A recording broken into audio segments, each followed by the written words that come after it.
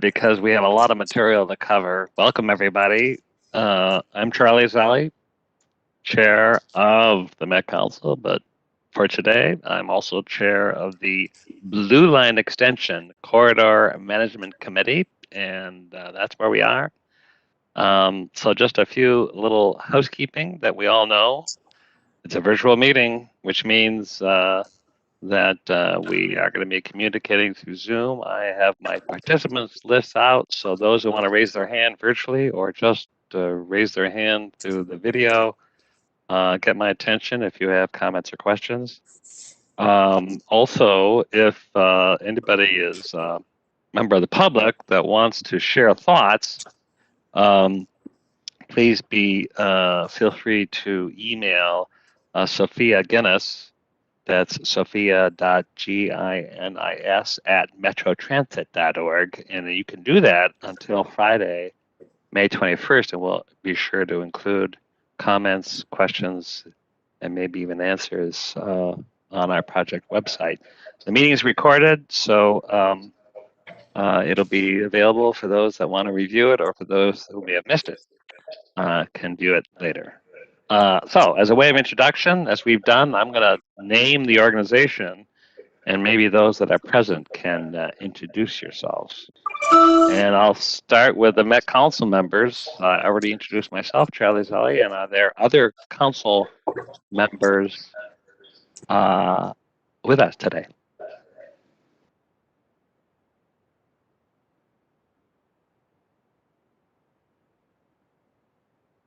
Maybe not yet. Let's go to Hennepin County.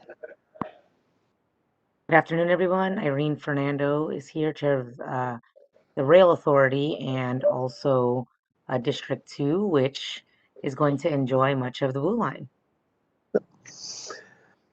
Jeff Lanny, Hennepin County. I was deferring to my more senior member of the delegation here, Irene, representing District 1. Great. Hey, everyone. This is Ely Farhad on behalf of Commissioner Green. Hi, Ely. Okay, Brooklyn Park. Hi, Tanya West Hafner, Mayor Pro Tem of Brooklyn Park. Welcome. Crystal. Hi, Mayor Jim Adams. Welcome. How about Robbinsdale? Hello, Bill Blonigan, Mayor of Robbinsdale, Minnesota. Somebody else is here too from Robbinsdale. George Selden, Robbinsdale City Council and alternate. Welcome, Mayor. Good to see you, George. Golden Valley.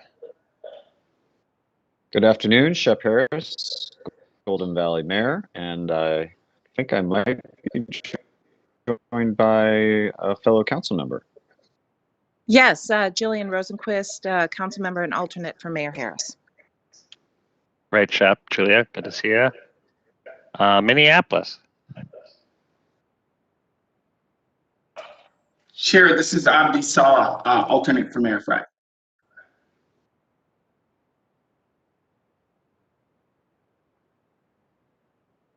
Anyone else from Minneapolis here?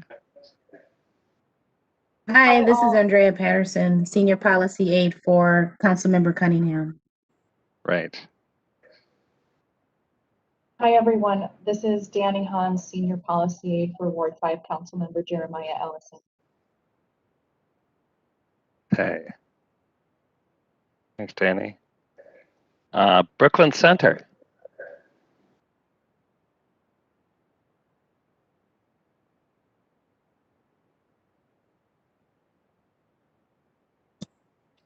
No. New Hope, I see somebody. It's Kathy Hampton, the mayor of New Hope. Welcome, Mayor. Maple Grove. Mike Opatz, City of Maple Grove, alternate to Mayor Mark Stephenson. Right. Osseo. Councilmember Alicia Vickerman from Osseo.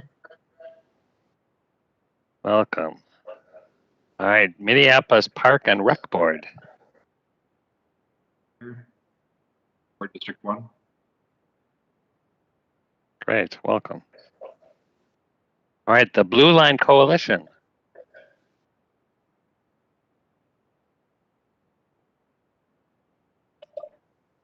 Good afternoon. This is Ricardo Perez with Blue Line Coalition, an alternate for Nicole Bueller with Harrison Neighborhood Association.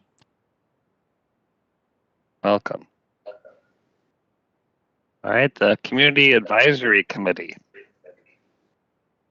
Hi, this is Jason Greenberg. I'm one of the co-chairs on the CAC. Great, and also Jason. from Robbinsdale. Good. All right, the Business Advisory Committee. Good afternoon, everyone. Felicia Perry, one of the co-chairs of the Business Advisory Committee. Hi, Felicia. Mike Steinhauser, co-chair, Business Advisory Committee with Felicia. Hey, Mike. And the MAC, the Metropolitan Airports Commission. I think I saw somebody. Yes, good afternoon, Chair Zelle. Good afternoon, everyone. Bridget Reeve, Vice President, Planning and Development with MAC. Thank you. Thanks, Bridget. And MnDOT. Mike Barnes, Metro District Engineer. Hey, Mike. Hi. And anybody from Met Transit? Wes Costa, General Manager for Metro Transit. Thanks, Wes.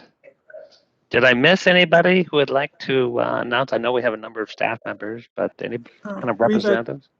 Reva Chambliss, Metropolitan Council, District 2.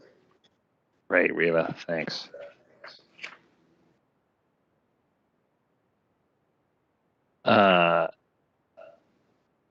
Anybody else? I think we saw a comment in the chat.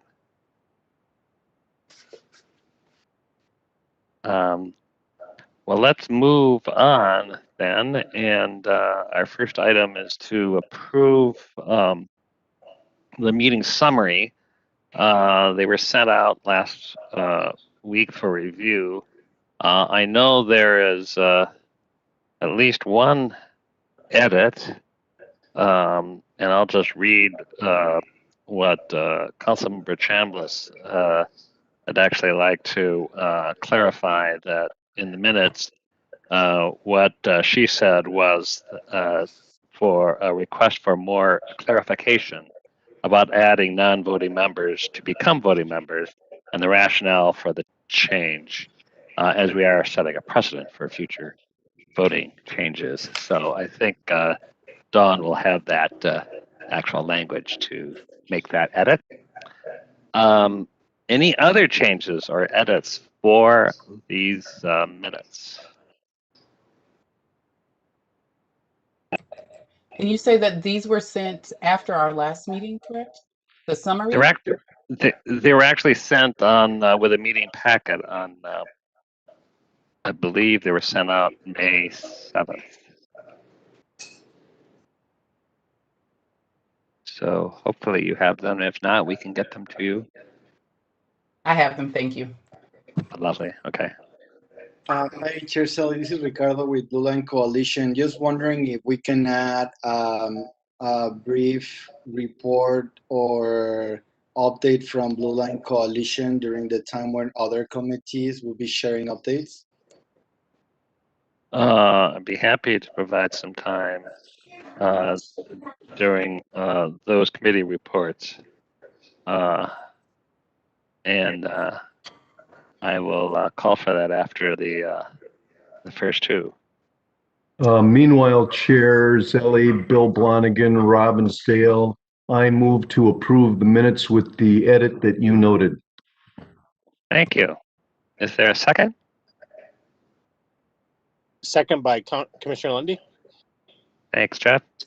All right, I'm going to ask if Dawn will quickly call the roll, which is what we do, to get that approved. Okay. Councilmember Chambliss. Here. Commissioner Lundy. Aye. Commissioner Fernando. Aye. Abdi Salah of Minneapolis. Aye. Mayor Harris, Aye. Mayor Blonigan, Aye. Aye. Mayor Adams, Aye. Mayor Pro Tem West Hafner, Aye.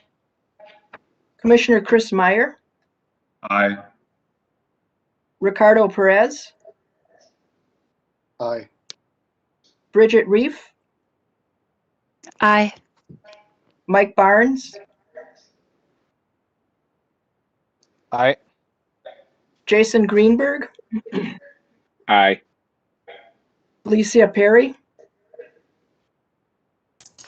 Aye. and Chair Zelle. Aye. Well, those minutes are adopted. So now we're moving to the committee reports.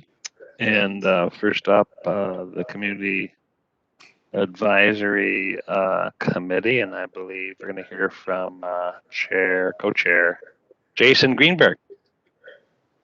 Yep. So we had a great meeting last week, and most of the conversation, I mean, a lot of what we're covering today is what we discussed, but at the end of the meeting, had a vigorous discussion around timing of things and actually having more meetings for the CAC, because there's so much to discuss and there's some really important things right now, especially around anti-displacement, that we wanted to have additional conversations and actually meet more often around that. So the co-chair and I have, Felipe and I have been working on what the timing of that'll be, but that's where we're really focused right now. We're definitely going to have our meeting in June, but there will be additional meetings around that as well for further discussion.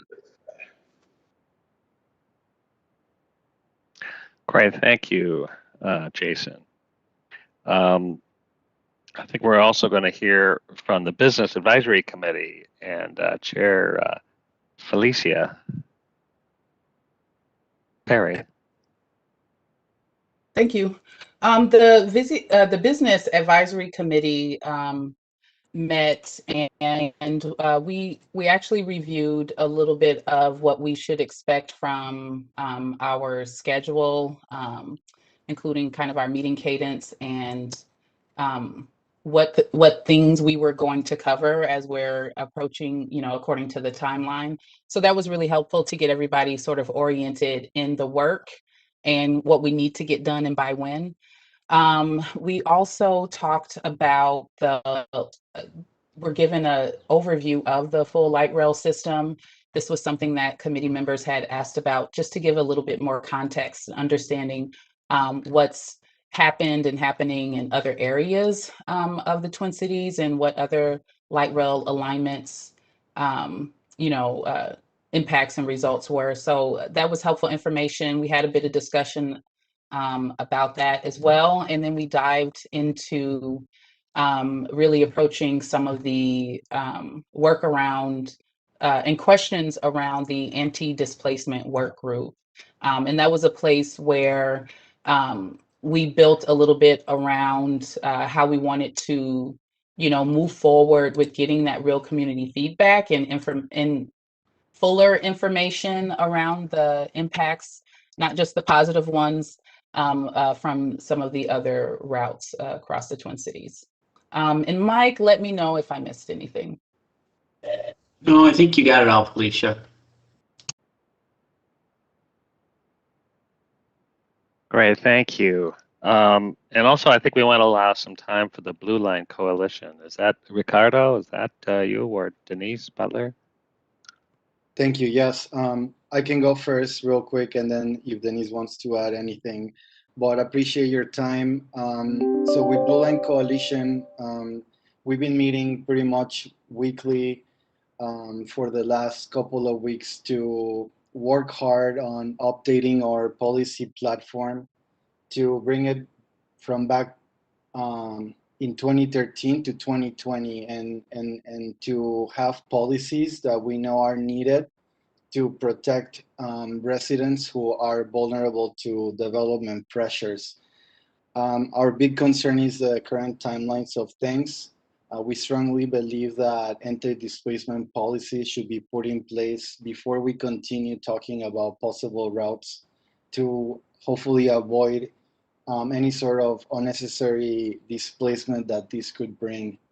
And I'm hoping that all of you folks who are attending this meeting who have some power to make decisions to make a difference on this project are willing to meet with us. We will be reaching out to you, and I appreciate your time. And Denise, if you have anything else to add, appreciate you. Thank you.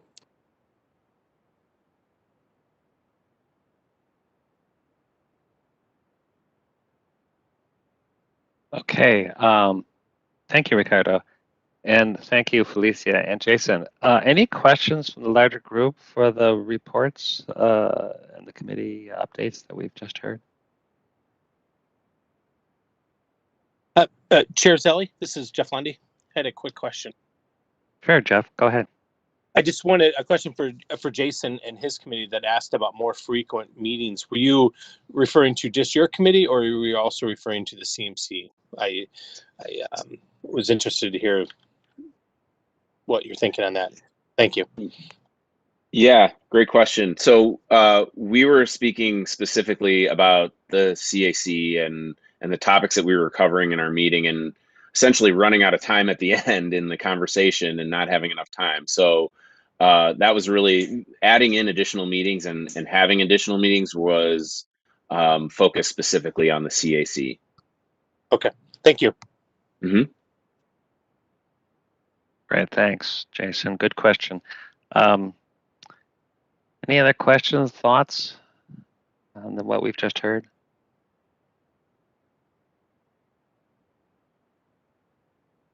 Okay, well then we're going to move on to what to expect. This is about schedule. We're going to hear from Dan Solar about the schedule and the upcoming technical activities, and then also Sophia Ginis give a little update on our engagement and how that all comes together. So thank you, Dan, and welcome, and Sophia. Thank you, Chair. Members, good afternoon. Dan Solar, Hennepin County Public Works, and happy to be here today at the May CMC as we continue the exciting work of the Blue Line Extension project in 2021. We put up this slide that you've seen many times that we'll continue to use. I'm going to talk a little bit about what we're doing in these two top boxes here, setting our project goals and objectives, what we intend to do, and next steps with regard to conceptual engineering and design, and continuing to talk about the project. Sam's going to talk a little bit later in the agenda today about the bottom two boxes as they relate to our continued efforts on an anti-displacement working group and moving that forward. So again, we continue to move all four of these boxes together. We continue to work on all four of these pieces. And Jason's right. You know, there's a lot of topics, and at our CAC meeting, we just had a robust discussion about things all over the place. And both the CAC, the BAC committees have been really active groups for us as project teams to really be able to engage and answer questions and work with those teams. And so I guess I'm open to, I have meetings on the Blue Line Extension project all day, every day. So I can always add more meetings if we need to move that along. So if we go to the next slide, it shows a little bit about our approach and timeline and what we've laid out for 2021. This is also not a new slide to this group. We've kind of walked from left to right on our timeline as we've moved along. And this committee, of course, is very familiar with the far left, which is when we last at the end of 2020 as a CMC adopted project principles, adopted the guidance that would allow us to move through this process in 2021. We have laid out and put out the initial route modifications. So we're kind of right in the middle as May of 2021 is here. We're right in the middle of this piece where we're now getting ready to roll up our sleeves on the evaluation aspects of the routes that we've laid out as part of the project to start to do some of the technical work associated with analyzing these pieces, to start to do some screening, and of course to get a lot of community feedback about what it means, so that we can then start to move through what we would consider to be more of an evaluation process on our way to a recommended route to move forward in 2022 after the end of this year. So that's where we stand today. I'm going to talk a little bit about what we're going to see and hear about and develop feedback on the technical elements coming up on the project. So I think you can go to the next slide.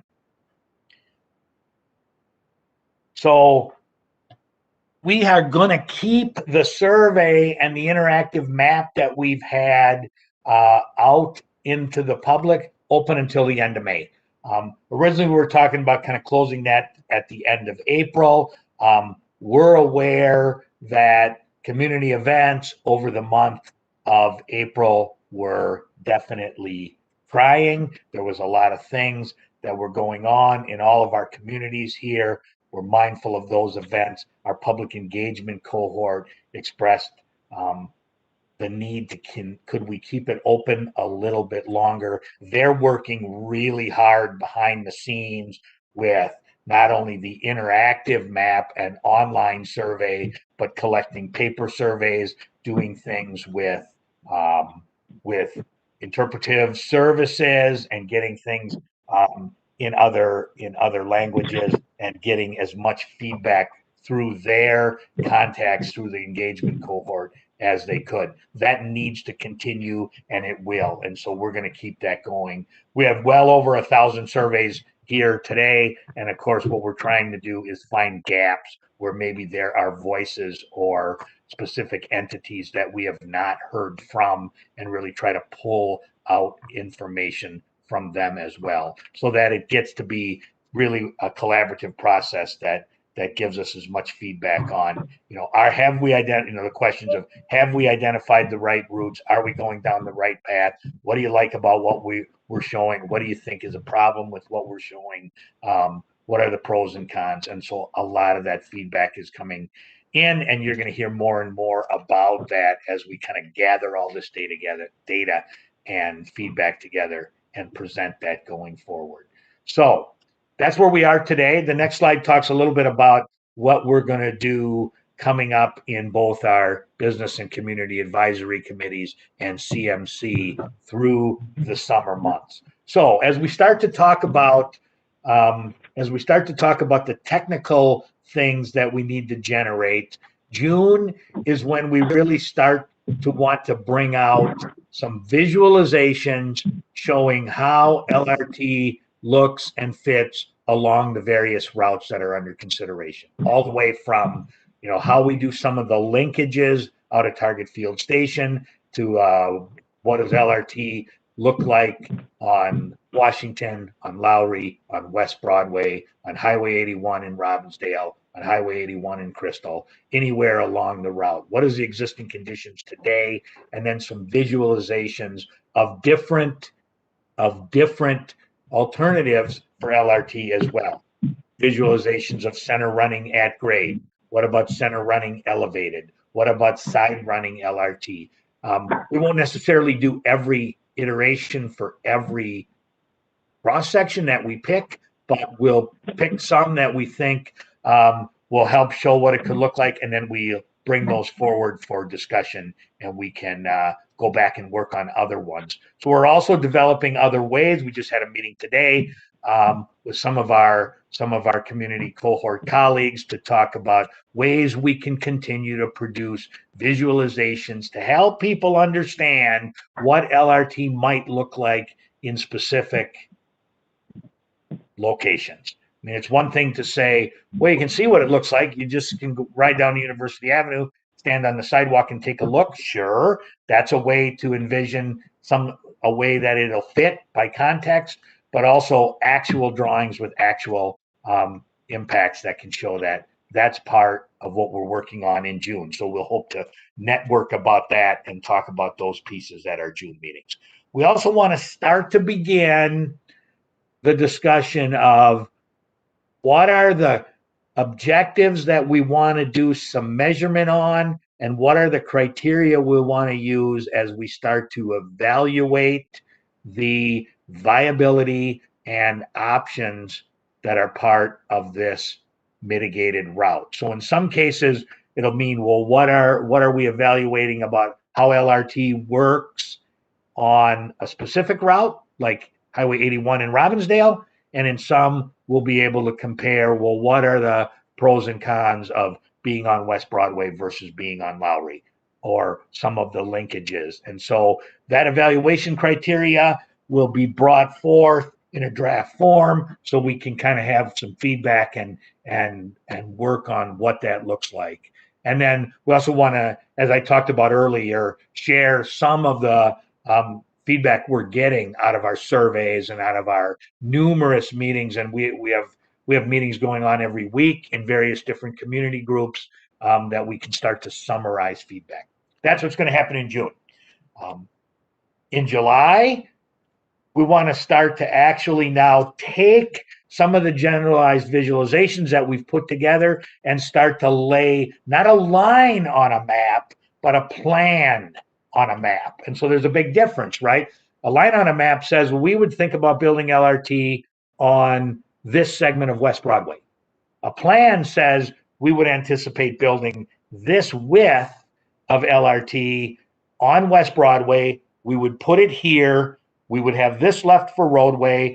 If we needed to do some widening, we could show where are there right-of-way impacts, what traffic is left, how wide are the sidewalks, and what are the actual impacts of various configurations on specific roadways will start to come out. I call this the element of the way we always did this in the past was this is where we start to roll out the big maps that show the conceptual design, that show the adjacent property impacts, and start to put the Post-it notes on there that say we need to look closer at this, and this. Hopefully we'll maybe be able to do some of that and actually have some in-person meetings, maybe even outside, maybe, I'm sure everyone would love to gather under the tent at the Wicked Wart in Robbinsdale and roll out the maps. We may have to find space to do some of those kind of pieces where we can look at those. That'll be part of it. We also really want to start to really begin and continue and further refine where would there be stations. We've talked about, sure, 63rd and Bass Lake Road would still have stations very close to the existing. What about downtown Robbinsdale? Where would a station go? Where would a station go in and around North Memorial Hospital? Where would stations go along Lowry or West Broadway? Where would they fit? What would be their configuration? Where's the optimum location? That'll be part of what we want to talk about in July as well. Go ahead, Jason. So for August, then, you can imagine those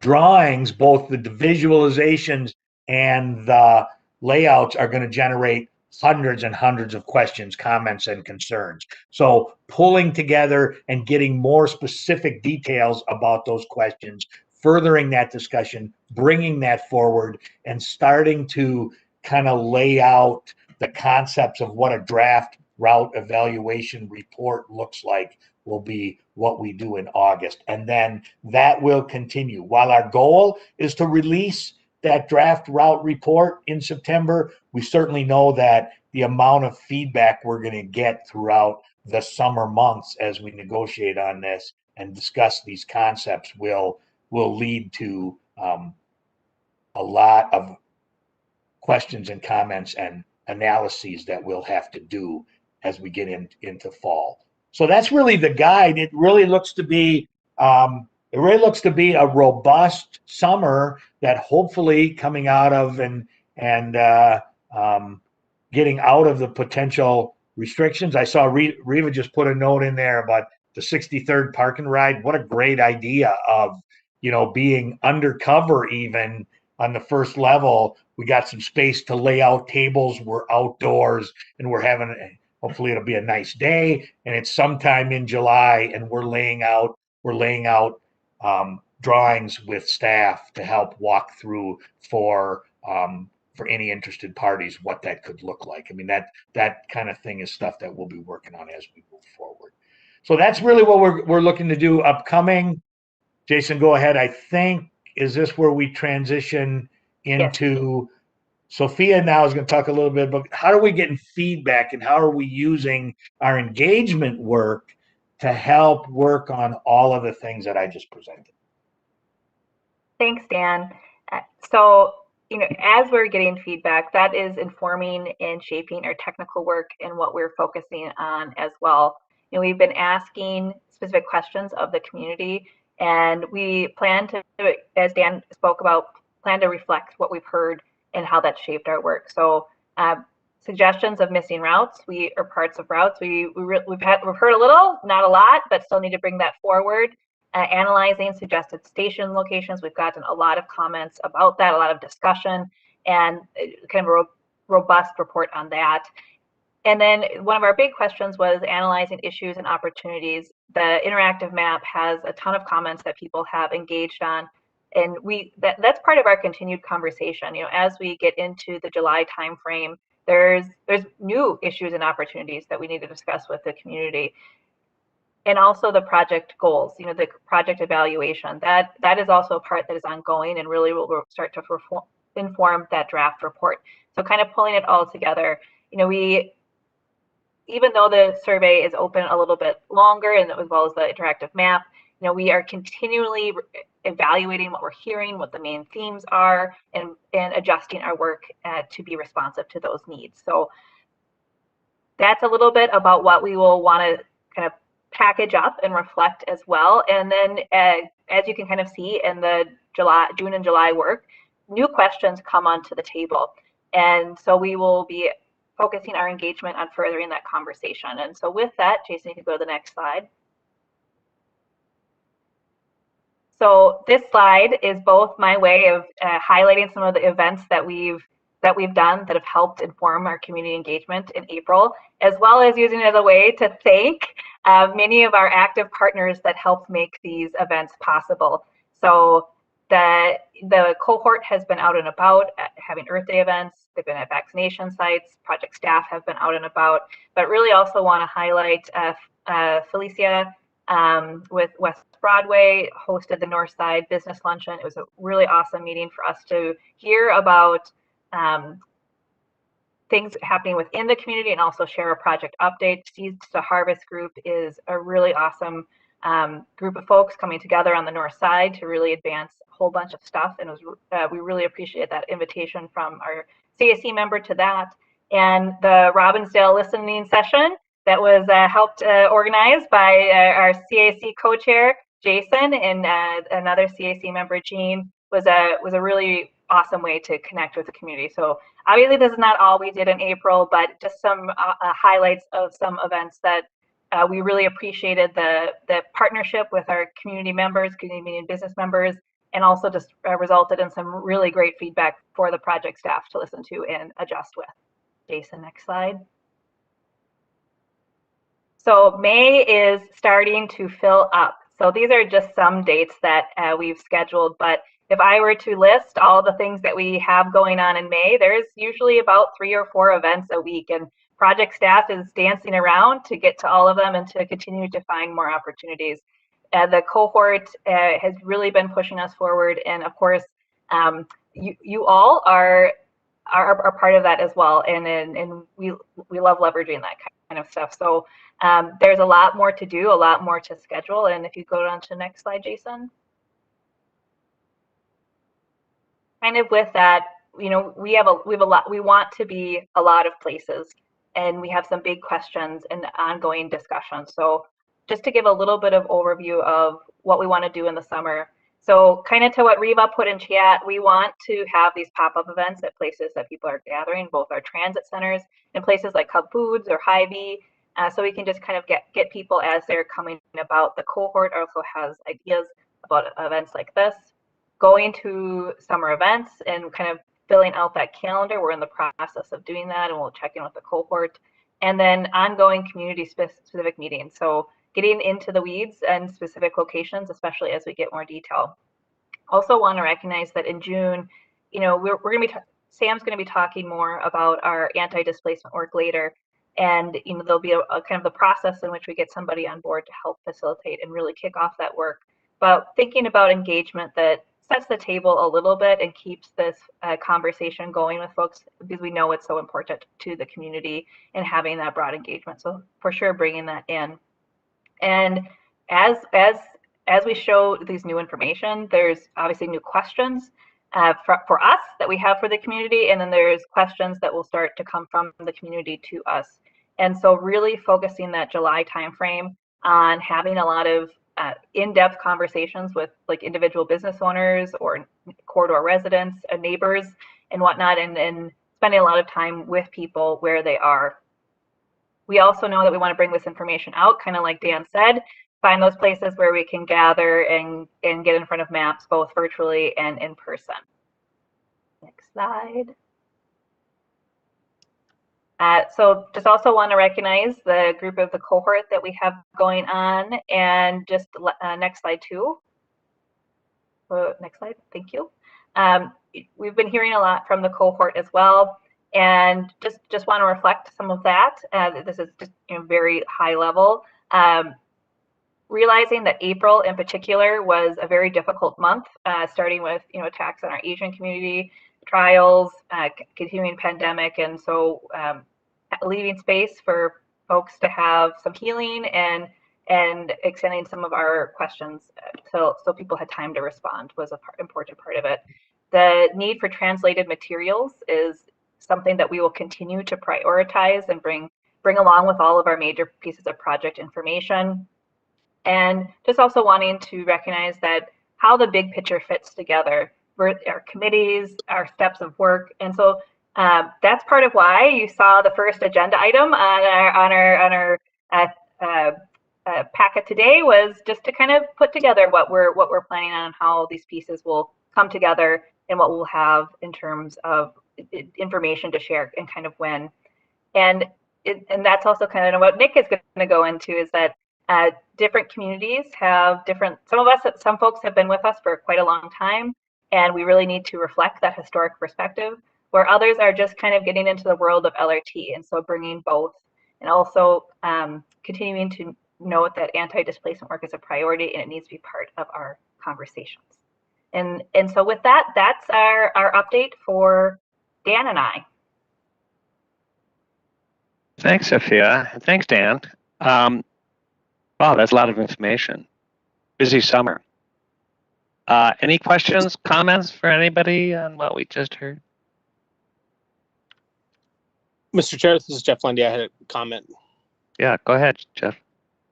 Just to let the entire CMC know that our office, District 1, will be hosting a series of driveways throughout, driveway meetings, we're calling them, throughout Robbinsdale, Crystal, and Brooklyn Park, predominantly Robbinsdale. We're going to try to figure out a way to have a calendar that people can see it. The challenge is, if we publish it on a calendar and someone wants to have a driveway meeting with 8 people and 28 show up because everybody sees it on public calendar. So we're trying to kind of figure that out. But one thing I will commit is everybody who represents a certain area will get it. So Robbinsdale people will get all the Robbinsdale meetings when we schedule them. Same with Crystal and same with Brooklyn Park. And I'll make sure any other elected officials are appointed who cover that are always aware of that. So, but I would expect by the end of the summer, we'll probably have done about 30 to 40 of them is the plan. So, and we do on the 26th have a Facebook Live event that we'll be hosting with CCX to walk through what we are kind of our kickoff for engagement throughout District 1. Thanks.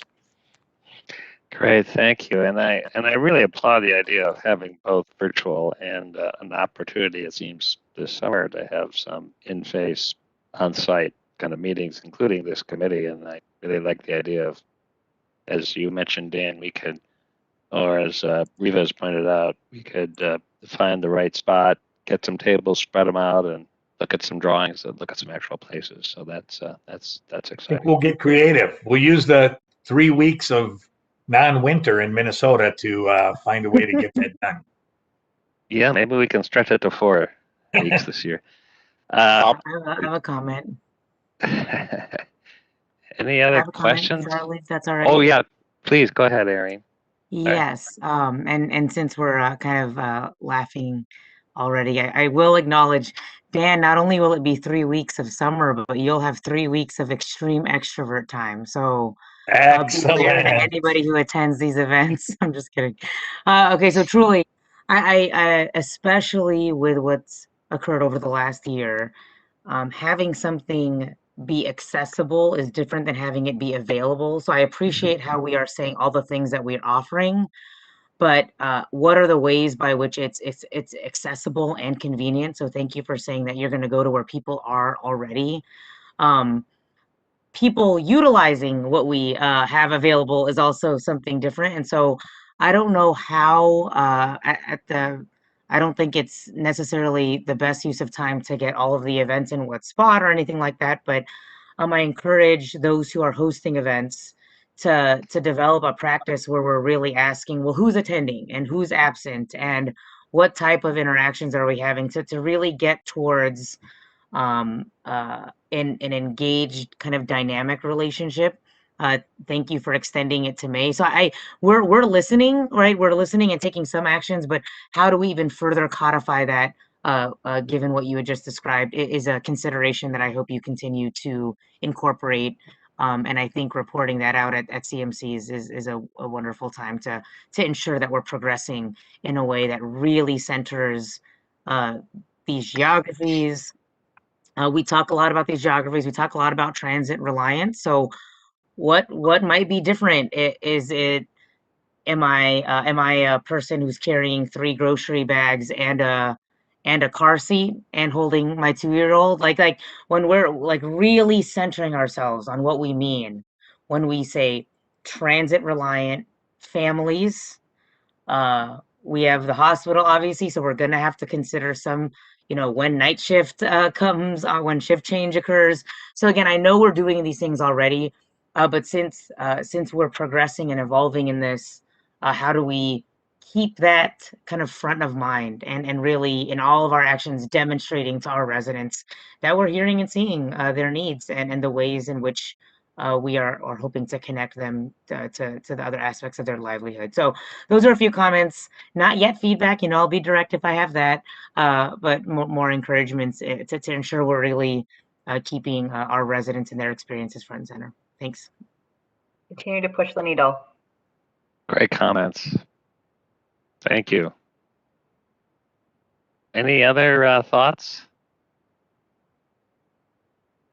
Well, I must say I'm really looking forward to June and actually seeing some of the visuals about how this, not just technically, but just visually connects within certain areas. And also we're going to be getting a report on actual feedback that we've been receiving. So thanks for your work so far, Dan and Sophia, and we'll look forward to hearing more about what we're hearing next month.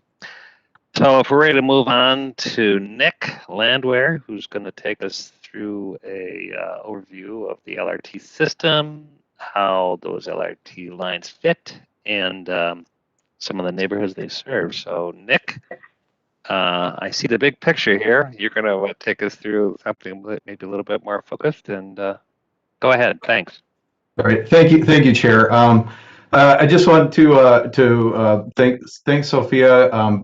This presentation was put together recognizing that we have a lot of new members to our advisory committees, the BAC and the CAC, and as we're reaching out with new route alignment alternatives, that we're reaching out to new community members that maybe not might be that quite familiar with our existing system, what LRT is and how it operates within our existing system. So this first map is just to show our high frequency transit routes in the system. So in the solid colors are some of the existing systems, that whether it's LRT, the green line and the blue line LRT, or some of the BRT routes like the existing A line, C line, red line along there, and just show how these fast, frequent, all-day services with frequent headways fit within the community. So this map is really starting to fill in, and this is really a good map to serve the metropolitan area, and these facilities all have stations with enhanced amenities like being able to purchase your ticket at the station prior to boarding, and a lot of them have amenities such as heaters for wintertime and shelter to keep you out of the weather and elements. So just to show some of the high transit routes that are existing and proposed along this corridor. So next slide, please, Jason. So one of the questions we've been getting a lot, I guess, really is there's a lot of rail options out there, and what is light rail? So I wanted to just briefly discuss some of the different rail transit ways. So commuter rail, which a good example is North Star, has stations that they're about 2 to 5 miles apart, and it runs on existing freight rail corridor with railroads in place. Light rail, a little bit different. It has a dedicated guideway that only the light rail goes on. There are some spots in our system where we have minimal shared traffic. For example, the U of M transit way, where buses may run on that guideway, but the trains are moving at very slow speeds through that area. Stations are quite a bit more frequent than the commuter rail, at a half mile to a mile apart. So getting more frequent stops along there so we can serve the communities, but not so often that you're stopping every block and slowing down the service. And examples that we have are the blue and the green line that are operating now, and then the Southwest Green Line extension that's under construction at this time will be like that. Another one is streetcar out there. So streetcar, the stations are a little bit more frequent. It's more similar to a bus route, where they're about a quarter of a mile to half a mile apart. So quite a bit more frequent than a light rail. That running type is the difference here. Is the vehicles could be the same as a light rail vehicle. Maybe not the long consists, one vehicle long, but can run with mixed traffic. So it's running through traffic in traffic lanes with mixed traffic in here. An example of this would be the Riverview corridor that's being evaluated and planned right now as we speak. And then another one that comes up a lot of times are questions regarding, for instance, the heavy rail systems like the Chicago L or New York subway systems. These haul quite a bit. These are mass transit that haul quite a bit more vehicles than a light rail system is really designed for. In urban areas, they'll stop more frequently in about half-mile spacings, but as they get out into the suburban areas, the stations become farther apart, 1 to 5 miles apart. These are exclusively dedicated running ways. Most of these have third rail to them, so you want to keep them away from the public or traffic for safety reasons. Also, these trains are quite large, where a light rail is designed, our light rail system is designed with a 3-car consist can fit within a city block. It's 270 feet long, so it fits within that block. Heavy rail may have, up to 10 or more cars and can reach lengths of 400, 450 feet in length, so they would not fit within a city block as they operate. So those are the different rail modes out there as we're talking about light rail. Next slide, please. So with the proposed alignment that we are looking at here with the Blue Line extension, the proposal would be to connect Brooklyn Park, Crystal, Robbinsdale, Minneapolis to the existing Blue Line, and become that extension going all the way down to Bloomington and Mall of America, and would serve in local and regional employment areas, education areas, and attractions along the alignment to serve those destinations. Hours of frequency for our system, this is a question we get a lot, is during rush hour, during the rush hour peak periods in the morning from 6 to 9 or 3 to 6:30, and midday, we operate on about a 10-minute headway. And the evenings, weekends, holidays, those headways can stretch out a little bit more from 10 to 30 minutes in length. The fares are comparable to our existing bus system, also with adult fares at non-rush hour $2, $2.50 right now for rush hour, and a ticket is good for 2.5 hours, and they are transferable, so you can use it to transfer to a BRT or a bus route or vice versa. And there are reduced fare options for youth, senior, and Medicare card holders. So next slide, please.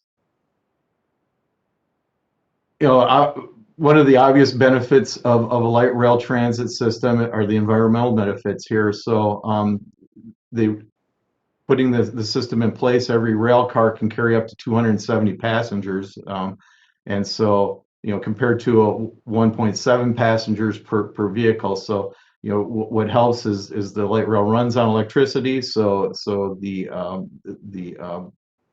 energy impacts of it are more sustainable and easier to control. And also the land use encourages land use around the light rail system to be more sustainable and focused for development.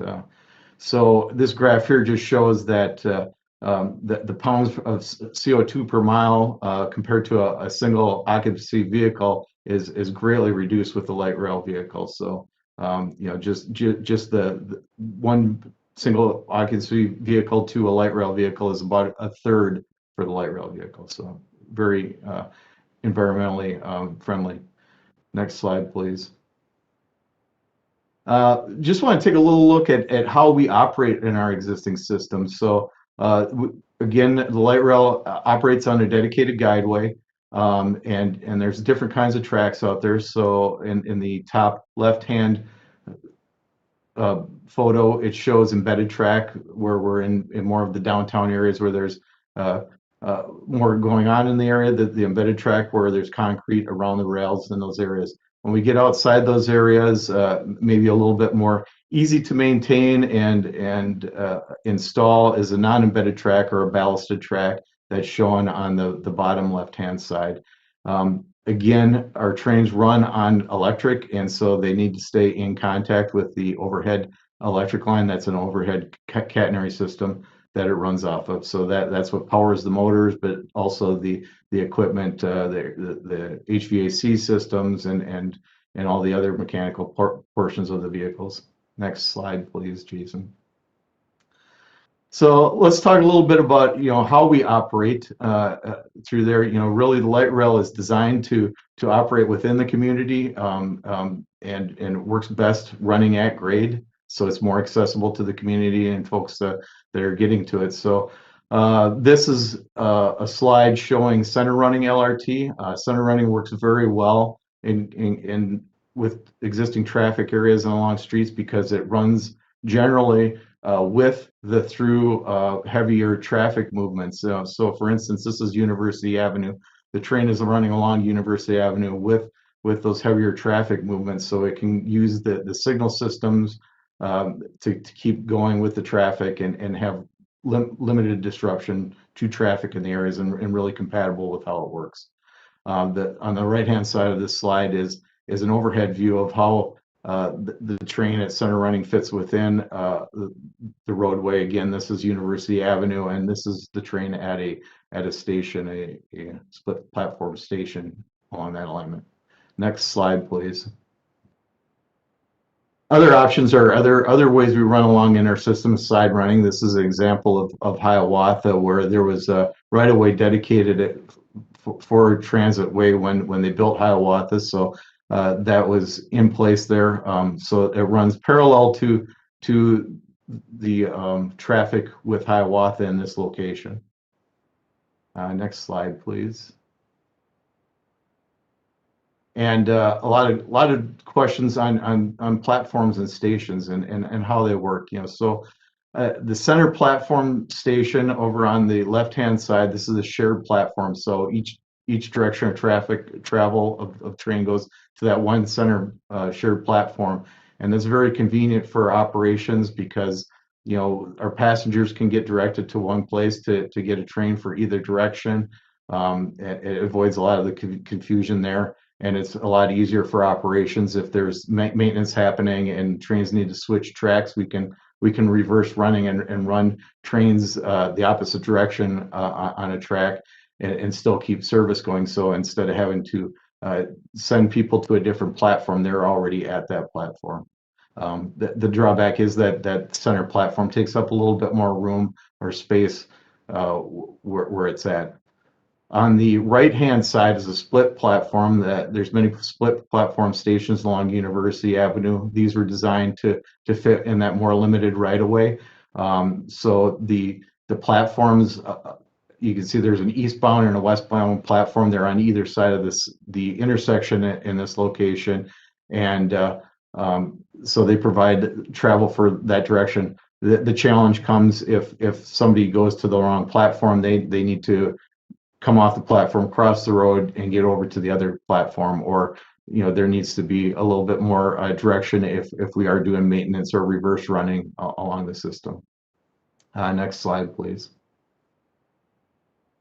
So interesting, there's a lot of questions coming up about stations and taking the looking at tunnels and structures along the area. And as we look at our existing system, there's only 2 stations out of 36 in the existing operating system of Green Line and Blue Line that are not at grade, I should say, accessible, not at grade accessible. So one is at the airport where the LRT runs under the airport in the tunnel, and this station is underneath the terminal there. And obviously, because the terminal 1 is in the middle of the airport, that's the tunnel was the best option to get through there, because we really can't run the train through runways that wouldn't be compatible. So that's one station in the tunnel, and then the other one, it's elevated at Lake Street Station, and that's elevated for the reason that it runs along with the Blue Line in this area, runs along Hiawatha, and Hiawatha goes over Lake Street at this location. And as we continue north, actually the train stays on a structure and actually crosses over to the east side, just north of here of Hiawatha. So it crosses over Hiawatha over to the east side to get into downtown Minneapolis. So next slide, please. So as we get into design at grade service here, we really pay a lot of attention to the station area and the features here, and make sure that they're accommodating and safe for folks to get to the station and across the roads in front of it. So we make sure that we design these for multimodal connections, so we can get the bikes and the pedestrians to there, the folks that are maybe getting dropped off at the station location. Again, we want to make sure that the crossings are safe there, so we provide enhanced pedestrian crossings through there. We make sure that there's push buttons to get folks through. And in the case of this center station, that middle, as you're coming off the platform, acts as a refuge. So if folks are going all the way across the street, they're able to stop in this location if they can't make it all the way through in the cycle. Push the button for the pedestrian and recall that pedestrian crossing signal. Next slide, please. This is an example of a center platform in our existing system. This is on the Green Line at Prospect Park. This is 29th Avenue. So you can see how you can access the station from one end through the crosswalks and through there. And it also shows how traffic operates. We have 1 lane of traffic in each direction in this location on either side of the station. Next slide, please. So this is kind of the recap slide here, just to kind of show how we fit within the neighborhood context along both our blue and green lines and in different areas. So I'm going to start at the left-hand side and kind of work my way across here. But the top left photo shows Hamlin Avenue, showing development that happened as we were doing construction of Central Corridor through there. That's the project Pride for Living housing in that location near the Hamlin Avenue station. The lower left-hand side, again, shows University Avenue, the station at Victoria Street, and how the station fits. The road is in there, and we're in more of a residential area of University Avenue at this point. The top middle here is the context. This is the transit way that goes through the University of Minnesota on Washington Avenue, and this is how we can run through an area using the transit way. So buses go along here, bikes along the transit way, along with the trains, and then emergency vehicles. And it's good to point out here that, you know, I think many people are familiar. Washington Avenue used to be a very busy road that went right through the heart of campus at this point. So it became, you know, during peak periods, a lot of cars, a lot of students and pedestrians crossing back and forth there. It really became a mess where it's now a lot more pedestrian, bike friendly through this area and transit friendly through this area. And with that project, we worked very diligently to redirect traffic around the campus to get to where they were going in this location and off of University Avenue. So this is a good example of what we can do with mitigation and helping out with traffic and existing conditions. That bottom middle, again, is Prospect Park, is just a little different view from the other side of it, looking out towards University Avenue, and how that fits within context of that neighborhood and some of the development that's happened along there, specifically housing, and a lot of that's for the U of M. And the top right is an example on the blue line of Minnehaha Avenue in Minneapolis, just north of the VA hospital. And this is going through a neighborhood with very narrow right-of-way through the area. It's residential area in here. So we're center running through this area with a lane of traffic in each direction and sidewalks on the outside.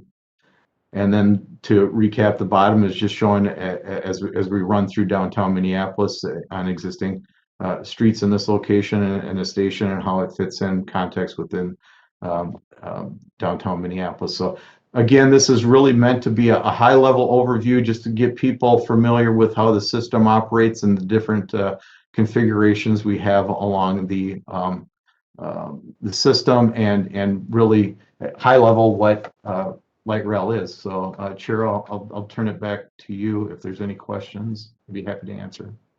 Thanks, Nick. That is really a helpful overview, and it really shows a couple of things. One is how context is everything. I mean, whatever mode we use, whatever section of a line there is, you treat it differently and thoughtfully for the place that it is. And also that we need to be thoughtful about that change isn't necessarily bad. In fact, it can help improve, like Washington Avenue, when you think about what a congested zone it is, and very difficult to create that pedestrian-friendly environment on a campus. And now it's really transformed, and I don't think as a car driver I've experienced anything less fluid. So, you know, and I think that this really shows. And I would quote a FTA official who I think she said, you know, if you've seen one light rail project, you've seen just one light rail project. They all are different. They all have their different personality and characteristics, and that's why our work is so important, that it isn't a cookie cutter. It is very thoughtfully tailored to what we approach. So thank you, Nick. And just to open it up, if there's any, before we move on, any questions, thoughts, anything you'd like to ask of Nick? Chair Zelle, I do have one. Sure, go ahead, Riva. I've been getting a lot of questions from community members in Minneapolis about spacing along the two routes that are being looked at. And as I look at the different platforms and the LRT options, my eyes are going to the residential area, Minnehaha Avenue, for the Lowry route, and potentially either the split platform or the shared platform with train light rail on both sides. Would the split platform, just based on preliminary and minimal changes to the West Broadway roadway, be one of the options that would be likely to be considered for West Broadway? And similarly, the Minnehaha Avenue configuration for Lowry. Chair Zelle, Councilmember Chambliss, right now, since we are so preliminary, we really need to look at the context of, what space is available and running through there. But yes, the split platforms would still be in consideration. We're just beginning to, as we're moving through there, evaluating where really the location for the stations would go. And then once that's kind of determined, then we'll figure out what we have room for in the area and fit that the best way. So yes, I think in each instance, we'll have to evaluate what fits in with where a station is going to go and the right of way that's available and go from there. Okay, thank you. And my question was not a suggestion of what platform or concept should be considered. I was just asking the question. Thank you. And I know we talked about, either going through the tunnel or above. Those are also options. I'm not sure if it fits for any particular area or a route consideration. Chair Zelle and Councilmember Chambliss, we everything is on the table as we're evaluating right now. Really, it's best to serve the customers when we're working at grade, but depending on the circumstances and if we can't fit things through, we would look at a structure. Likely not a tunnel in this area. I can't think of any location where a tunnel would really fit that well, but if there's structures needed as a bridge to get over intersections or through a tight area, that would be in consideration also. Great, thanks, Nick. And Riva, Bill Bloniga, did you have a question?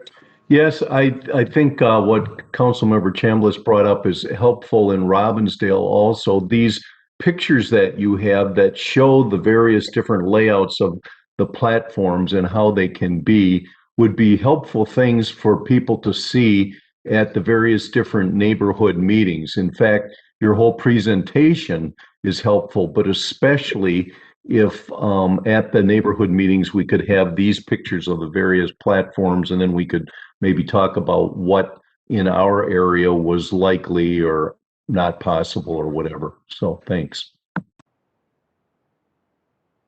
Yeah, absolutely. Mr. Chair, if I sure. It's Jeff Lundy. Just to answer Mayor Blonigan's, absolutely, we had plans to bring that and that 84-foot long map to roll out so that people can go over it in excruciating detail. But yes, lots of pictures, lots of views, and lots of options so people can kind of give opinions on what they think might work or what they like or don't like. So absolutely. Great. Ricardo Perez, did you have a question?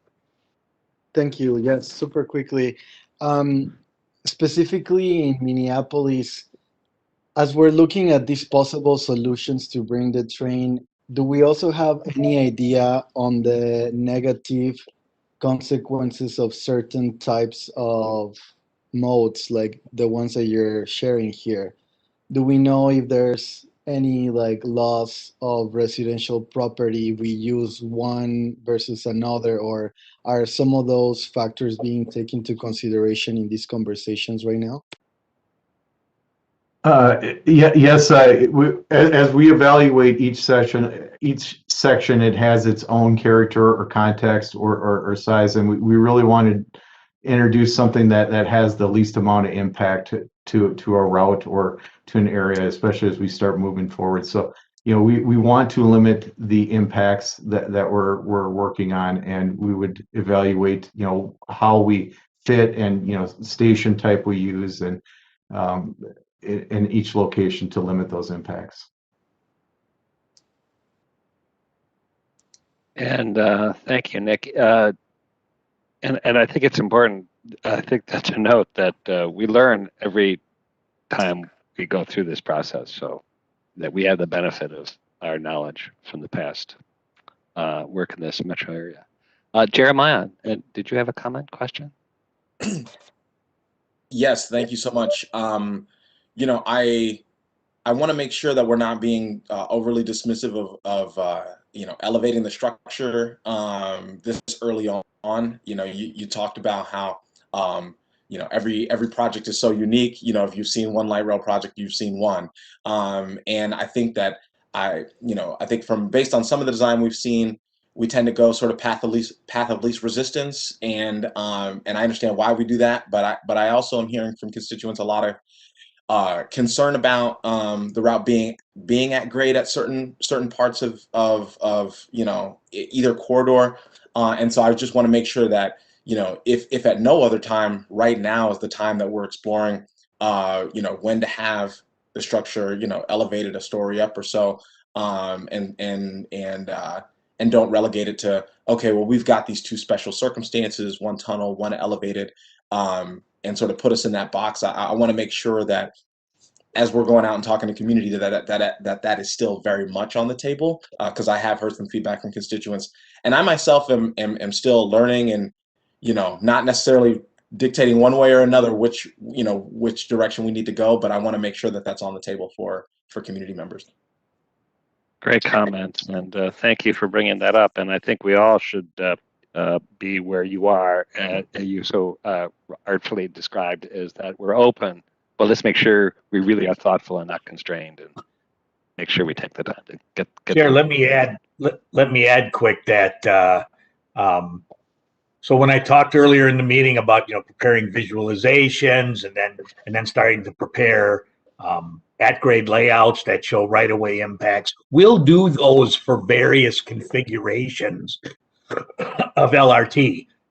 At some point, it may be better for it to be side running. At some point, it might be better to be center running. At some points, it may be better to be elevated than at grade. And so we'll look at those in various different options and see what the pros, cons, and right of way impacts and traffic impacts. And Ricardo brought up business or residential property and housing impacts. I mean, all of those pieces will be together. That's what an evaluation report is meant to do. That's what this process through 2021 is meant to do, is at least to not move forward with the ones that don't make sense, and to kind of continue to advance the engineering on the pieces that do make sense. And so we're starting, real high level right now, but we'll start to move that forward accordingly. That'll be part of everything we're doing in the summer.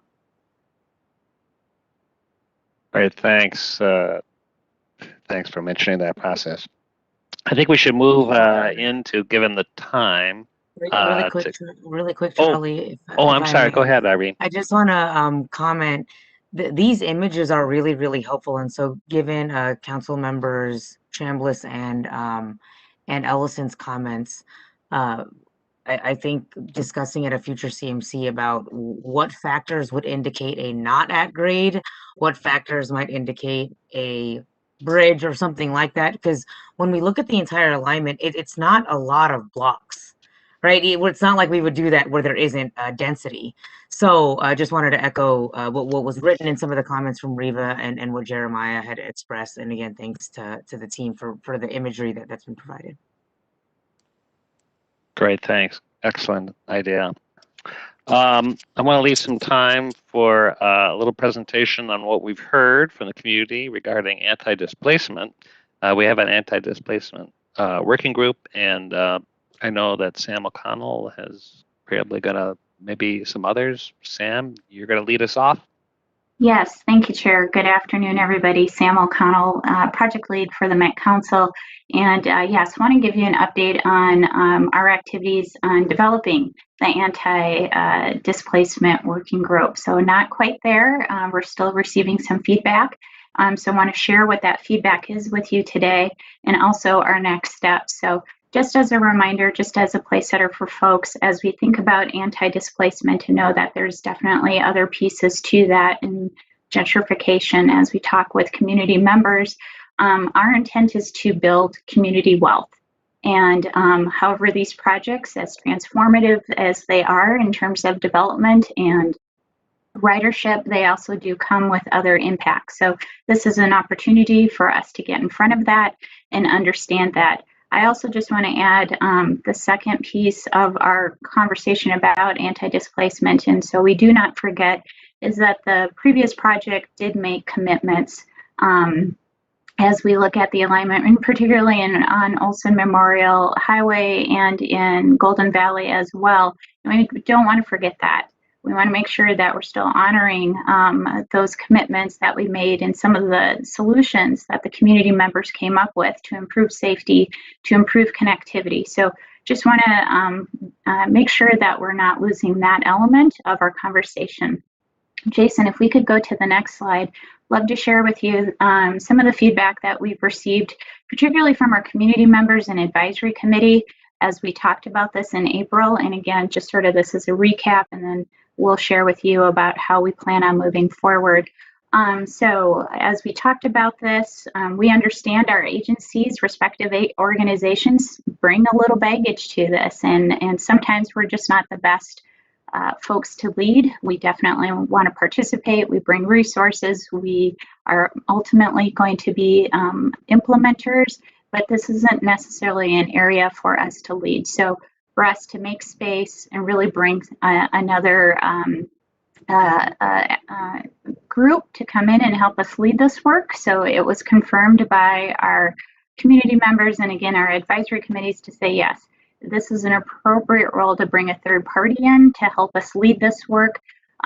Feedback that we've received on sort of this third party facilitators, not only that they are a facilitator, but it's truly folks that have worked in the area of anti-displacement, who's also very familiar with activities in our area and can bring that knowledge and the network that is needed for us to have full and complete conversations. It is confirmed from our groups as well is that let's get this work done as soon as possible. They see this done in parallel with the technical work coming together as well as the engagement, and so we hear that, and we have an opportunity to share with you today how that can come forward as quickly as possible. There was a request for national examples and of anti-displacement definitions, and something that can help our conversation. In your packet that was shared with you, we pulled a couple of those examples for you to take a look at, and again, that will help bring some of that discussion and framework as we move forward, both local and national examples on anti-displacement definitions.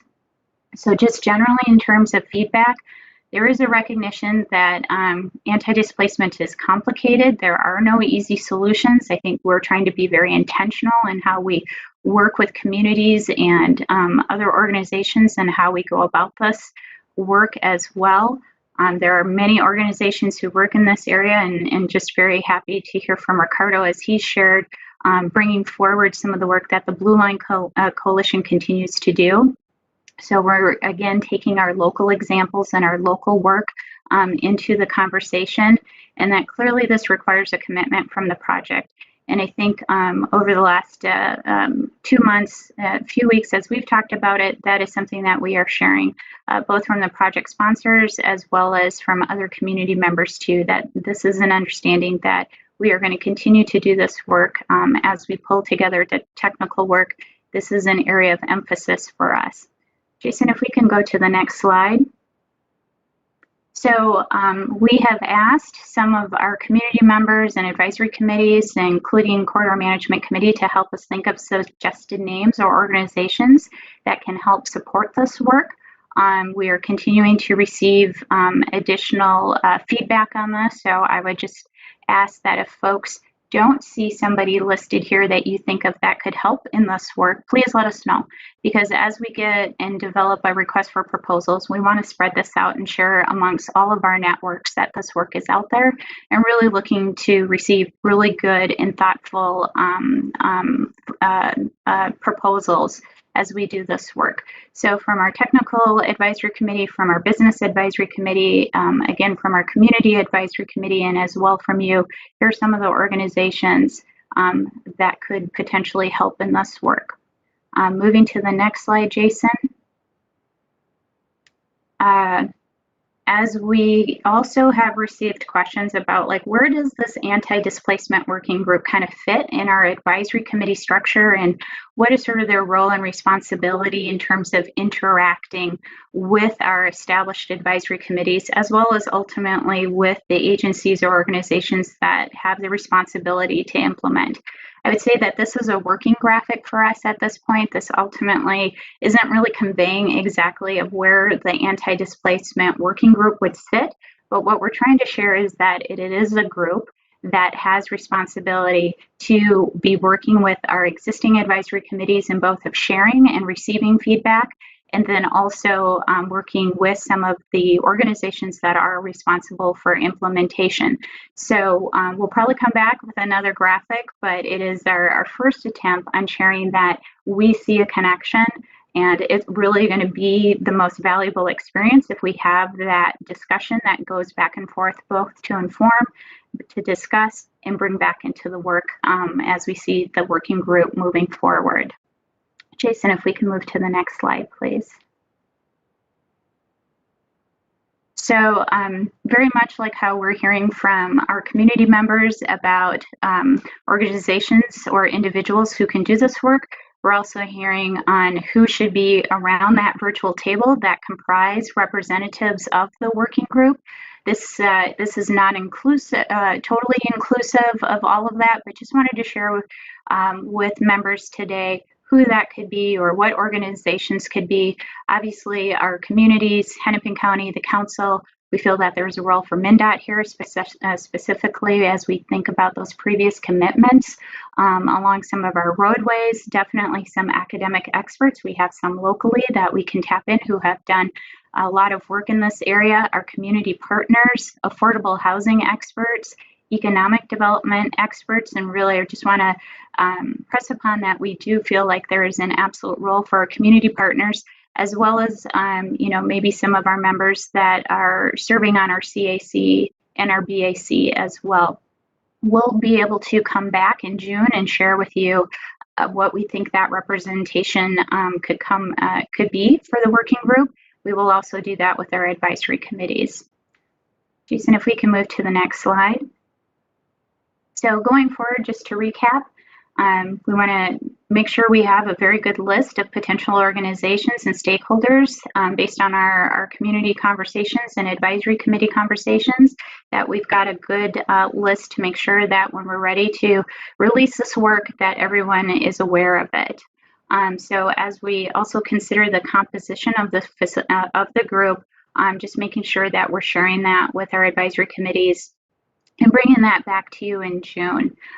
We'll continue to gather definitions and case studies because, as Sophia said, this work shouldn't just start when the anti-displacement working group starts. That is some of the work that we can do now, and as we have our conversations with stakeholders and community members, we can begin to build that knowledge base and bring that to the advisory committee working group once they get started. So right now, our project management team is drafting a request for proposals, so an RFP, to basically find that convener, facilitator, kind of subject matter expert who will lead this work. It is our intent to share that draft with not only the Corridor Management Committee, but with our BAC and our CAC, our cohort, and our city members as well, to get their input on it, to make sure we're identifying all of the activities and have a good discussion and being able to bring some of that knowledge into the scope of work for the working group. And then, as Sophia also mentioned, we're just continuing to really push on our project goals and evaluation criteria that begins to address anti-displacement. A lot of that the Corridor Management Committee developed and adopted as part of our overall project principles. And so we will continue that conversations as we are out in community and really begin to put some framework around that. And again, the intent is to bring that to the working group. So next slide, please, Jason. So next steps, just sort of essentially recapping. As we spend some time together in June, you will see that draft request for proposal that will come out in your meeting packet. So you do have it beforehand and can review it before we meet in June. Once we do receive feedback, our intent is to get our request for proposals out there. And we will also continue to engage with community members on anti-displacement and making sure that we're making that connection with the work that we do with the wishes and desires of our community members. Jason, if I could have the next slide, please. One way for us to have these conversations, as you heard from our CAC and BAC co-chairs today, was to talk a little bit about what was our experience or what has been our experience on our existing lines. So we did share a little bit of information about Green Line in the sense that regionally it is a very good success story. We have really high ridership. We have more diversity along the line than before. We've had businesses that have opened up. But if we peel back that layer, we also understand that there's more stories and some stories that may not be as positive. So we want to bring that conversation. We know in some areas we have lost some of our affordable housing, for example. We want to bring that conversation forward. So we are walking into this space with that knowledge and with, I think, the philosophy of what can we do different and how can we learn from this, and really who's going to be benefiting from these types of projects. So our next steps with our advisory committees is to bring not just the voices of staff, but our business owners, our residents, our organizers who helped with those conversations, and some of our policymakers to really share their perspective and share their knowledge with this as well. So that is also a next step for us to continue the conversation and really, again, bringing that knowledge base to the anti-displacement information. So I think that is my last slide, Chair, in talking about where we are with the forum coming together on the anti-displacement working group. So happy to stand for any questions, but we do anticipate coming to our June meeting and spending some time on this as well. Thank you, Sam. And this is really important work, and I appreciate the seriousness that we're approaching it. Personally, I love this idea. It's not a commute; it's a corridor of connected communities, and that is really what we're all after. And knowing this anti-displacement is really key, and getting feedback and listening carefully is also equally important. We don't have much time, but any comments, questions about kind of where we are, and looking forward to this review. I believe you said we're going to be reviewing this this RFP next month. Comments? Okay, great. Well, stay tuned. Sorry. Good afternoon. Go ahead. Everyone, Chair Zelle, CMC members, Denise Butler here, representing the BLC Director of Economic Development at African Career Education and Resourcing. Thanks to the staff for all the wonderful updates, all the engagement that's been happening right now. I just want to kind of push on the anti-displacement work. Thanks, Sam, for everything you've done thus far. I want to push back as far as asking about what's the timeline around change? And when do we have a product in which we'll be able to use that will be able to hold this development accountable when we're talking about anti-displacement? And not only this development, just hopefully something for the state as a whole for future development. So just wondering, when can the community see some kind of draft product? Hopefully sooner rather than later, because when I see language, on a slide that says, "Oh, it's not going to be easy and it's going to be complicated and it can't happen, right away," that's also known for me as we're going to move slow on this process, and that's also language translated to me for it's not going to be available to do anything for what we're doing right now. And so I just want to kind of push for what is the timeline for change? How quickly can we see something to be able to support, to hold this development accountable for the community? Great question, Denise. Sam, do you have a? Yes, thank Or you, Dan? Chair, and thank you, Denise, for your comments. And you're not alone. We've heard that from community members that this work couldn't happen fast enough. There's, I think, an acknowledgement on our team too that this was probably a missing piece in the work that we did with the previous alignment, and it would have been great to be working on it then. I would say to you, Denise, I don't know if I would have an answer as to when the implementable policies could be ready. That will be the work of the the working group, the anti-displacement working group, to come together and develop that work plan. Our hope is that there are some pieces that could be done pretty quickly. And I appreciate your comments about, it is not to go slow. It's just to recognize some of the scope, and that we're hoping that the anti-displacement working group can help us with that. So to your point, where there are pieces we can move more quickly, we are looking forward to that as well, and knowing that there just might be some pieces that are going to take a little bit more time to get through, especially as some of our technical information is coming together this summer, and those would be inputs into, we believe, some of the work that anti-displacement working group will need to help with their looking at potential impacts, things like that. Thanks, Chair Zelle, and thanks, Sam, for that response. And then I just had one more comment here, and then I'll be done. I just want to say that as we all sit at this CNC table, and we show different ways in which we appreciate and value community's input and community having a voice at the table, I just want us to continue to support that same admiration for having community voice at the table in all aspects.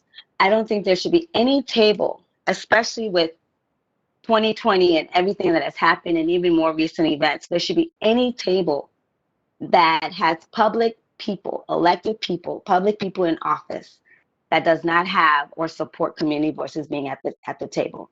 And for all of us in this work together as partners with community, elected officials, and staff, I just hope that that is the thing that we are supporting and uplifting in every avenue of public office. And just want to continue to push that and recommend that here in this space today. Thank you. Thank you for that comment, and I really do appreciate so artfully stated.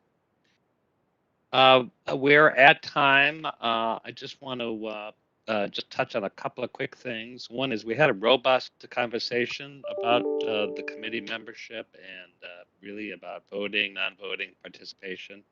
We're going to address this next month. Thank you for those that have reached out to me since the last meeting. There's a few more I know that both staff and I want to kind of talk to make sure we get it right. I think the goal is to properly represent these important decisions, make sure that we're all at the table, and we really have as much thoughtful participation. But I think we're going to be able to kind of have a staff recommendation in June, so stay tuned. The other quick thing to say is we're meeting on June 10th. That'll be here before we know it.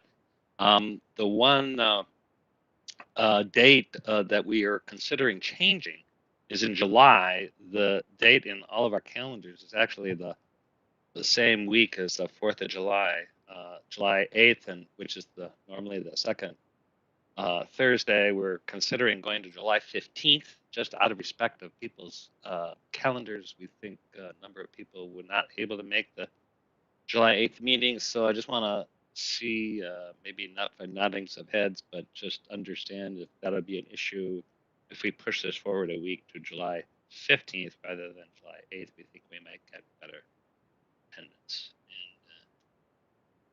And if I hear nothing, that means it'll work.